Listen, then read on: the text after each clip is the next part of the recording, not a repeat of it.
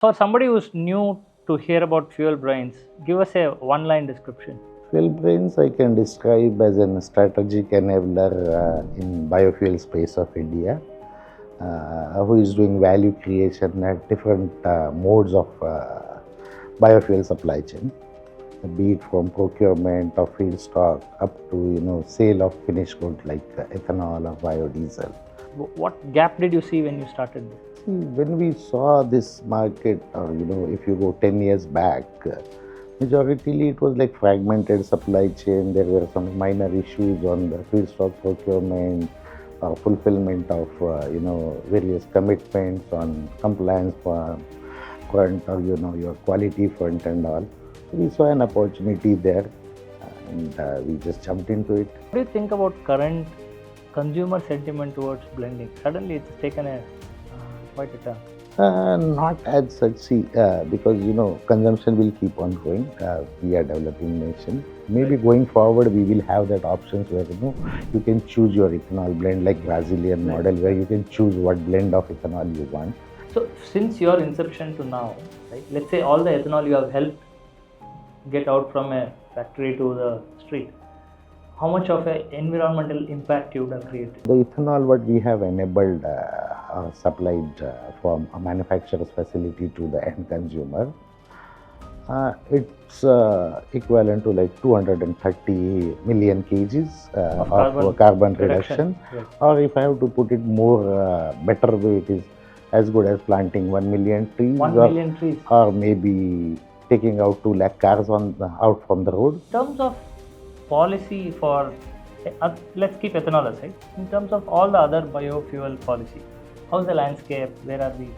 In India, basically, majority of the policies are in different silos, I can say. So what we need is basically a centralized policy or integrated policy where all can be cross-traded from one platform to other platform. So how does MSME startups like you fit into this? Isn't this all a big game between OMCs and distillers? See, if you see government policies, government is supporting a lot to MSME players.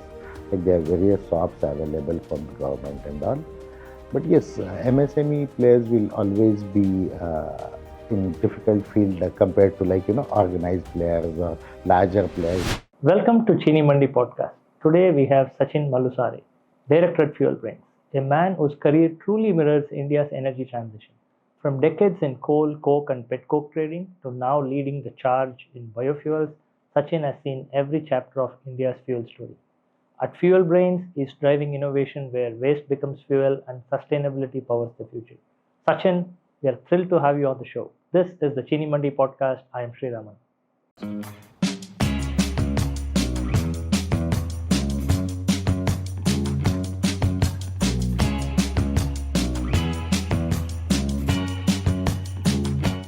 Welcome, sir. Welcome to the show.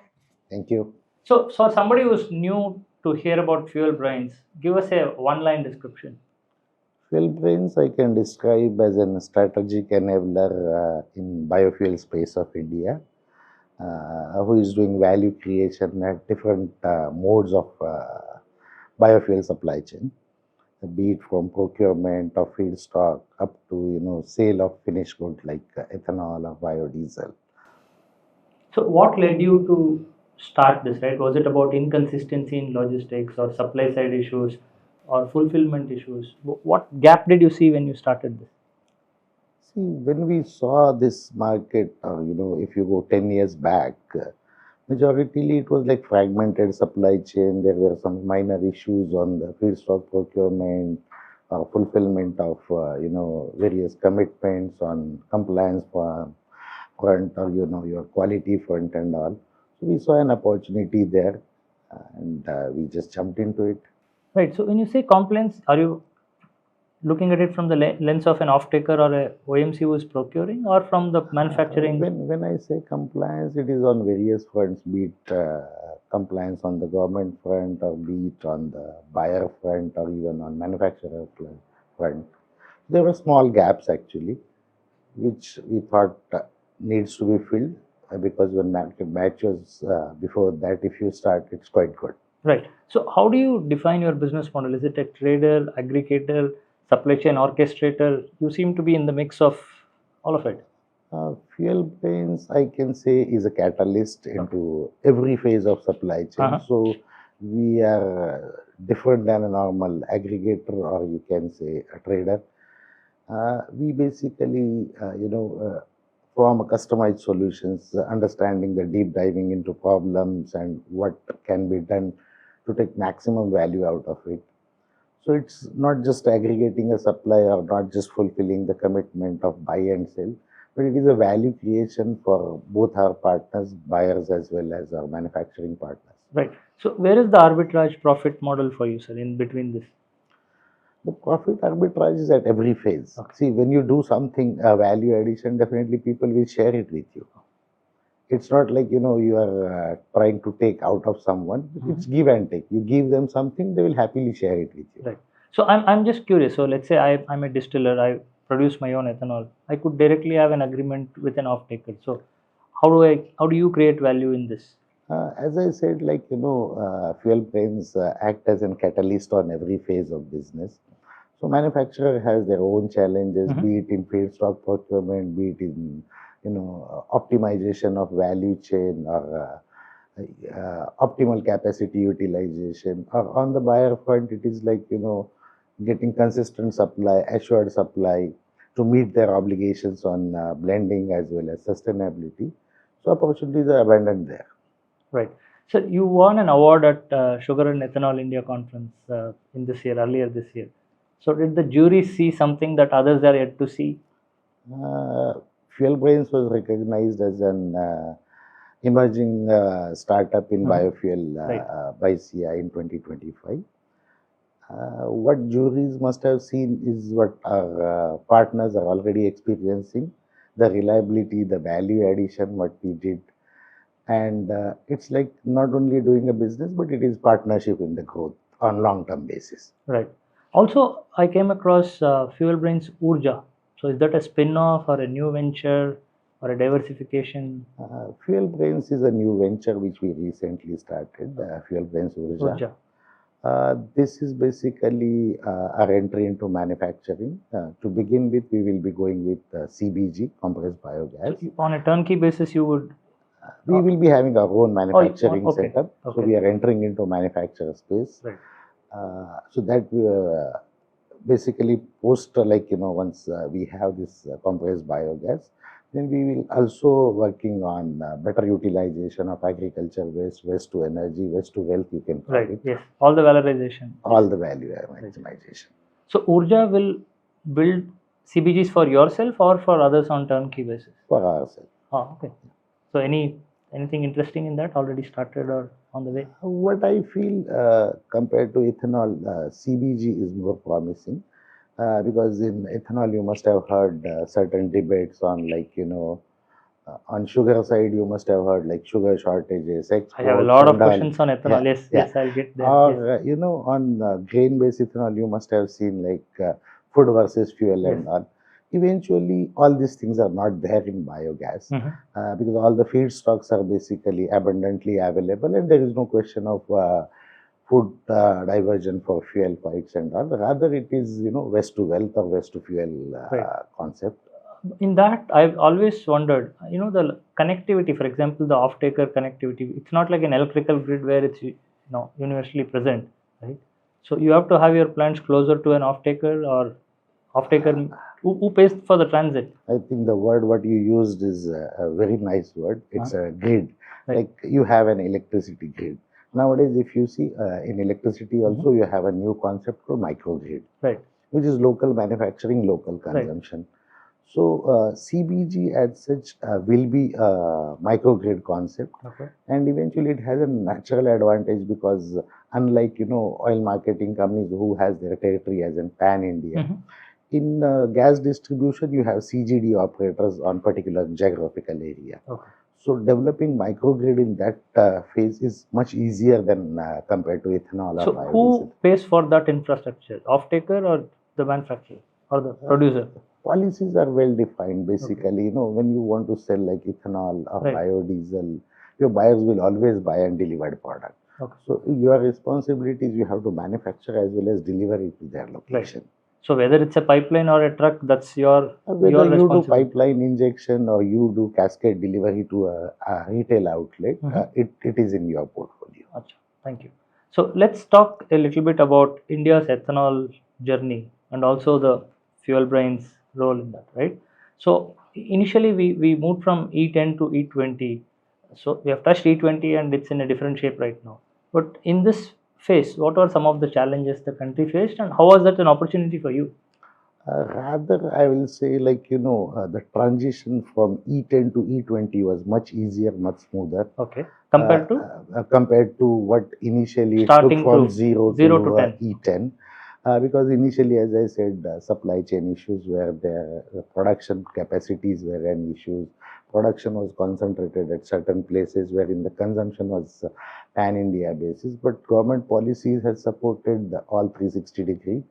And now we see like the infrastructure what we have on ethanol side, even from E20 to what people talk E27 or Right. E30 should not be a 30. challenge. Acha. But didn't that create enough opportunities for you, right? Those challenges would create opportunities for people who want to solve problems. See, nobody manufactures lock without key. So where there is a problem, there is a solution, Right. and that is an opportunity. Yeah. So that is what approach we have basically. Our data-driven analysis basically helps us in understanding the problems Any interesting story or something you can share with us on how you saw a problem, how you solved it? If you see, logistics used to be a bigger challenge. Okay. Like From distiller to 10 years back, if you have seen, logistic used to be a challenge because those days majority tankers were like 24 KL capacity or something. Now, if you see, ethanol moves all on 40 KL tankers majority. So you have reduced the number of vehicles on the road, or maybe in the same trip you're Right. carrying more ethanol. So these kind of small opportunities will add to your bottom line, as well as it helps the industry in developing. So we had a state by state kind of a policy, right? Or what has changed now from since when we started 0 to 10 and 10 to 20? What are some of the landscape changes that led to it operating smoother? See, government's holistic approach or 360-degree policy support, timely policy interventions have helped a lot. Just to give an example, as I said, initially the capacities were concentrated, or majority it was sugarcane dependent, Right. concentrated in 3 states, majority Karnataka, Maharashtra, and UP, Uttar yeah. Pradesh. But governments like interest subvention scheme or faster environment clearances and all has given opportunities, and today we see ethanol manufacturing capacities everywhere. So this has not only helped in availability of local product, but it has also helped, you don't have to spend fuel to transport fuel. Otherwise, we have seen ethanol from Maharashtra going all the way up to Paradeep, or from Uttar Pradesh, it is going to MP and Chhattisgarh places. Right. So have we created surplus capacity now? There was a statement from a very promising leading industry player saying government should now reduce the subsidy or the schemes so that we don't overcreate a supply. Yes, as I said, like the transition from 10 to 20 was very smooth. Rather, yes, I agree. Today we are surplus on ethanol, but that surplus is not there for long, or maybe as the surplus is available, we need to work on other avenues where that can be consumed, that can create more values for the nation, Right. more values for the manufacturers. So you spoke about compliance. Also, tell us about how you ensure compliance or quality assurance and so on when it comes to ethanol procurement. So, when you do any sort of business, basically, there are various tools available to do your, risk hedging. Particularly, you can hedge price, you can hedge your exchange rate and all. The biggest risk lies in like counterparty due diligence, because there is no tool where you can, hedge the risk of counterparty. So, your own due diligence, understanding the counterparties, their past track records or future risks. These are the models what we deploy so that, we can minimize that. It's a human intelligence. Human intelligence is more, yeah. Though people say like, artificial intelligence, but This is ultimately human is going to operate it. So human intelligence is more. Yeah. Which vendor, which supplier, which buyer, their behavior, historic pattern. Exactly. So also, what do you think about current consumer sentiment towards blending? Suddenly, it's taken a quite a turn. Not as such, see, because consumption will keep on growing. We are developing nation, and moreover, this fuel blending pattern, if you see, or fuel blending you see, is moreover a B2B business. With end consumer, whatever available he is consuming. So, producer is selling ethanol to your oil companies or biodiesel to your oil companies, and it is getting blended. So on RO as of now, retail outlet, you don't have that options. Maybe Right. going forward, we will have that options where you can choose your ethanol blend like Brazilian Right. model, where Yeah. you can Yeah. choose what blend of ethanol you want. But as of now, we don't have it in India, so it's No, going so there smooth. are backlashes against that. Give us the option. Why are you forcing it on us, and so on. So See, is that to, affecting the next wave of or next series of blend and so on? See, anything developing will take its own time. Right. Like the infrastructure challenges, getting the infrastructure future ready will need its breathing time. So these options will come. Government is working towards that, but it will take time. It doesn't happen like today I demand something and tomorrow it should be available. Will not happen. Right. But it was a very phased and planned rollout. One of the best rollouts. In fact, we achieved targets before we set the deadline. Right. So, but in terms of my understanding is consumer at least wanted a little reduction in the price. We have not done that. Though we say we have saved billions of carbon and billions of rupees in forex and so on and self-sufficiency. See, we need to understand one thing. The goal behind blending biofuels or renewables is what is your target behind that is carbon footprint reduction. That is nothing but you are investing in future. Other than today's consumption, you are also creating some more space for your future readiness. And that the biofuels will be expensive because of this, because you are investing, you have future readiness when you want. And today's date, biofuels are expensive than your traditional fossil fuels. So, having price competitiveness seems challenging today. But we have to live with it as we want to pass on the legacy to next generations. We have to invest in that. In terms of feedstock, how do you de-risk? For example, we have seen sometimes sugar is on and off, or we went from maize surplus to shortage to now surplus again. A lot of these things goes in its own cycle. Right. So how do you de-risk? See, FuelBrains has no control over feedstock availability or crop pattern or weather pattern and all. But as I said, like data-driven approach, understanding weather patterns, understanding crop cycles, that helps us basically. What is surplus, what is short, and all. That's how we de-risk ourselves. Otherwise, directly we don't have any control on supply chain of feedstock. Right. So how do you plan ahead? Like I'm saying, how do you de-risk? Like as things happen, you evolve, or you have a certain the model what we model or a have developed framework, yeah. basically has a slight edge over other players, where our data-driven approach helps us in predicting the problems at least slightly in advance. Okay. So we mold ourselves according to that. Right. So since your inception to now, right? Let's say all the ethanol you have helped get out from a factory to the street, how much of an environmental impact you would have created? If I have to quantify the numbers, 1 kl of ethanol will reduce your tailpipe emission terms. If I have to say, it is 2,300 kg. So the ethanol what we have enabled supplied from a manufacturer's facility to the end consumer, it's equivalent to like 230 million kgs Of carbon reduction. Right. Or if I have to put it more better way, it is as good as planting 1 million trees. 1 million trees. Or maybe taking out 2 lakh cars out from the road. Right. That's fantastic. So some of the things we can learn from countries who are already ahead in the curve, let's say Brazil, or US is also a heavy ethanol market. East Asia has its own biodiesel blending and so on. So what are some of the things we can learn from those countries? See, learning is a continuous process. Like Brazil, what Brazil has achieved over the period, eventually India can learn from that and take an advantage so that we don't need that much time. Or we can learn from matured markets like Europe, where the green mandates or renewable mandates are basically integrated mandates where either you have to blend physically or you have to buy renewable energy certificates or you have carbon credits also available. These kind of models definitely we can learn, and of course we cannot simply copy them. We need to localize them as per our Right. requirements. For example, palm oil based diesel we can't do here. We have a shortage of palm oil, See, right? So India it's more adds of such, a yeah, India, isobutanol yeah, driven. India adds such a short on edible oil. Right. We import a lot of Yes. edible oil.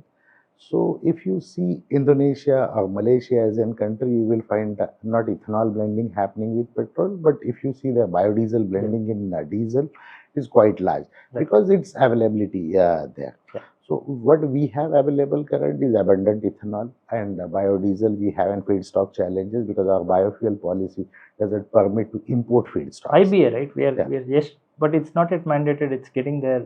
Yeah, the pilots are going on. Right. Oil companies are blending biodiesel. We have biodiesel, certain biodiesel plants also working. But yes, it is not mandated because of the challenges on feedstock availability as well as the pricing challenge. Right. So let's move to beyond ethanol, right? India's all the green fuels alternative. So what's your sense of CBG or 2G ethanol, SAF? Where are we and where are we going? Let's say in a short term, 2-3 years. If we talk about CBG, CBG is a matured market. Technology is developed. You can see many plants operating in India. And CBG is one of the best options because, India is moving towards gas-based economy. And the feedstocks what we use are basically all renewables or residue feedstocks. So, it is be it municipal solid waste, be it agriculture. Do we get enough segregated municipal solid waste? That's been always a challenge, right? See, municipal solid waste, or even, agriculture waste per se for biodiesel plant, so you have various feedstocks available. So, before even processing it into your biodiesel, CBG plant, what is more important is understanding the feedstock and pre-treatment of feedstock is much more important. So just to answer your question, municipal solid waste, segregated municipal solid waste, you are not going to get it. Right. You have to invest in that infrastructure to segregate. So the manufacturer of CBG has to invest in the pre-treatment. Obviously. Otherwise, it makes very simple game. No, you buy ready-made feedstock and just process it. Then won't that be nice? Won't that be nice? Maybe yes. Good. You've given me some idea on that. Imagine a corporation floats the tender for MSW. Maybe they can add a clause, this additional value addition, right? So infrastructure needs to be developed on that. Yeah. I mean, we generate about 400 million MSW a day or something like that. Right. That's a huge. So wealth it is in that sense. That's what I said. Like you can call it waste to fuel, or I call it waste to wealth, basically. So a lot of wealth we are discarding every day. If you look at the average municipal waste, it has metal, plastic, organic, even electronic e-waste, all mixed in one dabba. Yes, as long as we, the time passes and the market gets matured, definitely these things will move ahead. Like previously, you must have seen people using different mobiles, and at the end of the life, they used to just discard the mobile. Right. But nowadays, people have that sense. They are basically giving it back to recyclers and all, and waste is taken, like wealth is taken out of that. So slowly, these things will get developed. Right. Mobile phones are given to cousin. After the cousin uses it, he will to his security guard. After the security guard has done using it, it might end up in a but that is what a value maximization is. Like of course, that's a sustainable way of living. Actually, that is like what it is. End of life for you is just beginning of life for someone, and that is more sustainable. In fact, because all the planned obsolescence we have with the devices now, sometimes you update the software and it's so it is indirectly you are adding value to it because you are not discarding it; it is getting reused. So you are reducing the carbon footprint. Of course. So, in terms of policy for, let's keep ethanol aside. In terms of all the other biofuel policy, how's the landscape? Where are we? See, today, like as you said, ethanol is much more mature market where we have achieved the target well within, ahead of your timelines and all. In India, basically, majority of the policies are in different silos, I can say. Biodiesel is handled by different way, ethanol is handled by different way. Also different ministries sometimes. Biomass is Yeah. handled in different way. Not only central government, it is state-wise Right. also the regulations are changing. So what we need is basically a centralized policy or integrated policy where all can be cross-traded from one platform to other platform. That will be the real boost, because then it is just like a single window clearance. Right. Also, are there any financial instruments or carbon credit trading, those kind of tech-driven facilitation that can happen? That is definitely that will come, because today what your financial model is, there is basically simple manufacturing and trading and all. Okay, if carbon credit comes and a manufacturer gets some revenue out of it, definitely it will help to his bottom line, and that will give more space for them, to sustain or to add values in the next project. Right. Also, what do you think of or why don't we have something like a mandi or a matrix where there is feedstock, there is agri residue, there is municipal waste. It's all traded in a mandi of sort setup. See, that is what I said. When you have an integrated policy, which is, enabled with a traceability, Right. then it becomes very easy on a single platform. You can, track Imagine, right? The various, feedstock mandi. yeah, It could be whatever feedstock you want. You want agri waste, it's available. You want municipal waste, it's available. exactly. You want So APR grass, it's integrated available. platform Yeah. must be developed for this, so that it's a single window clearance or a single shop solution. You Right. can say it is a supermarket of biofuels. What are the other elements? Okay, we don't have a unifying policy, that's fine. But even within the current framework, what are some of the missing elements in terms of a policy? Let's say other countries have it, or somebody has done it well, we can use it. For example, the definition of carbon intensity. We don't have. Each countries have their own. At least there are 2 or 3 definitions floating around for what is carbon intensity. See, basically, when we have these policies in place and all, it's a continuous upgradation. So, what I feel next big thing we should do is basically, renewable energy certificates, what they are there in Europe. Okay. So, either you physically blend it or you trade carbon, carbon reduction tickets, that is renewable energy tickets. So that, it's mandatory, either you do it by this way or that way. Right. So how does MSME startups like you fit into this? Isn't this all a big game between OMCs and distillers? They're all very big in size. See, if you see government policies, government is supporting a lot to MSME players. Like there are various shops available from the government and all. But yes, MSME players will always be in difficult field compared to, like, organized players or larger players, because larger players will have more geographical reach, or larger capacities or financial strengths.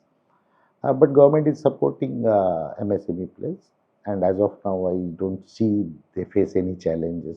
Right. How is the support from OMCs towards startups and MSMEs? See, Are they too dominating? Are they welcoming? What is the framework? I'm asking because somebody listening to this want to be in the space, right? see, today, what OMCs are dealing with, let's talk about 3 major products. One is ethanol. Right. Ethanol is an open book system today. Like, somebody can have plant, they can easily register with OMCs for as an supplier, and they can participate in tender process, which is well defined. There is nothing like something is different for someone. Similar cases with biodiesel also, it's all tender process, somebody can do. And biogas policy also, like Satat scheme, what government Yes. of India is having, is well defined process. So these are again. I'm saying, let's say let's look at startup today. Any startup today is usually 20 something sitting in a Starbucks, 2 engineers coding something. But startup in this sector is at least a 40-50 crore of investment. It's not really tech driven. So I'm saying, if I come up with a very tech driven idea, not a capex investment driven idea, but a tech driven idea, I go to few OMCs or I go to some players. How's the reception? It's quite good. If you see today, like, if you see India's energy basket, okay, how much is renewable, be it like I start from hydropower or solar power, wind power and all. According to numbers of 23, No, we are what 3.5% renewable share Yeah, in yeah. primary energy Right. sources. So even if by next 5 years or by 2030, if this 3.5 goes to 7 or 10, at least we That's enter into doubling. a Yeah, that's 2x. double-digit Yes, number, yes. or exactly the biofuels and renewables. If they are like less than 1% today, if they go up to 5%, enough opportunities are there. Right. So there are much more scope for startups to come into that sector, Right. and government policies are always supportive. What is your or the company's take on where you want to be in terms of SAF or green hydrogen, CCUS, all the other areas in the adjacent areas in the See, today, if I talk about SAF, basically, SAF will start very soon in India. But again, the share compared to other fuels and all will be very small. So it will take its own time for developing and all. But why isn't anything happening yet? We have been only running pilots and See, if you see biodiesel pilots are happening for yeah. last 4 years, so it will take its own time Mhm. developing technology and all because the investments are quite high in that space. Second thing, when people talk about like 2G ethanol in India, what we feel is not sustainable because the cost of production and cost of technology is very higher. But now that there's incentive, you can Yeah. export to ethanol. No, you have incentives, but you cannot always be dependent on incentive. You have to have a competency also. Right. You should be on standalone basis. You should be able to Fair come point. up. Yeah. Yeah. But does it, export makes it lucrative? But I also think at our current price, export there may not be many buyers. Today, we are a net importer of energy. So export of energy as such looks very difficult from India. But there are some specific products which are in high demand from developed economies or advanced markets like Europe, where biofuels derived from waste feedstocks or renewable feedstocks will always be in demand. So tell me some of the global policies. For example, EU Red. EU Red was 1, 2. Now they're in 3, right? So what are some of such global policies we can take inspiration from? As I said, RTCs like Right. renewable energy certificates are there, or flex fuels, Yeah. which we are waiting since long.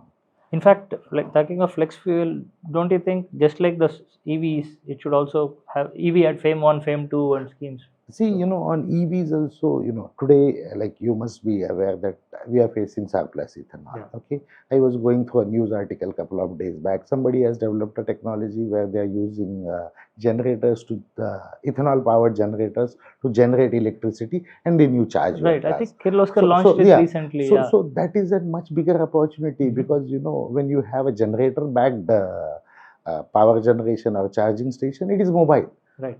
So today I can have a doorstep service to the customers also. Like daytime I can put it in office complexes, nighttime I can keep it to residential societies also, Right. which is a fantastic model. Right. Sorry, back to the policy. Yeah. So something like a EU Red or something like other policies that we can take inspiration from around the world. Maybe on that, we have some time to get into all these things because first, like we have achieved certain stages, we need to get stabilized on that and then move to the next phase of development. Okay, you're saying that's little too advanced Little for too us, right? advanced, yeah. Thank you. So I'll ask you a few lightning questions that you Sure. can give answers in 10 seconds or sooner, right? Okay, so the most overused buzzword in the biofuel industry today. Net zero. Why so? Everybody talks about net zero, but that is an end goal or that is a long term goal, I'll say.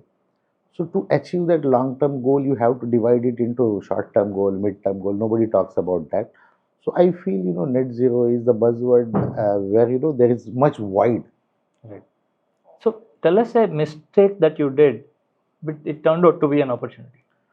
Sorry, I'll ask again. Yeah. Tell us a mistake you did, but it turned out to be an opportunity. Lot of things I can say, lot of mistakes we did. We are all Anything human specific? beings. Yeah. As I initially said, counterparty due diligence. Right. We never did that. Okay. But then we faced some challenges at some places, and then we turned it into opportunity. We turned it into advantage over the time. Right. Is there a single metric you wake up and measure every day in your company? Day-to-day metrics doesn't matter for FuelBrain because what we aim is sustainable growth, future-ready growth, basically. So there is no day-to-day balance sheet or day-to-day tracking as such, but it is keeping everything future-ready, customized solutions. That is what we work on. Right. So every day a new challenge, new solution. So if you could fix one item in our regulation and policy, what would that be? As of now, I don't feel whatever we are doing in biofuel space, policies are more than enough to support all the manufacturers and all. But yes, given a chance, if I have to demand something, integrated policy on biofuels, be it biodiesel, CBG, SAF, that there should be an integrated platform, which should be with a traceability. Right. What do you think about ChiniMandi? Great. Morning starts with that. Okay. Morning starts with coffee and going through ChiniMandi news for the day. So in 2030, what would FuelBrains be famous for? 2030 is a little far away, I will say. Okay. But yes, the way we are working with our business partners and associates and all, we would love to be known as partners in the growth. That is what is our approach, basically.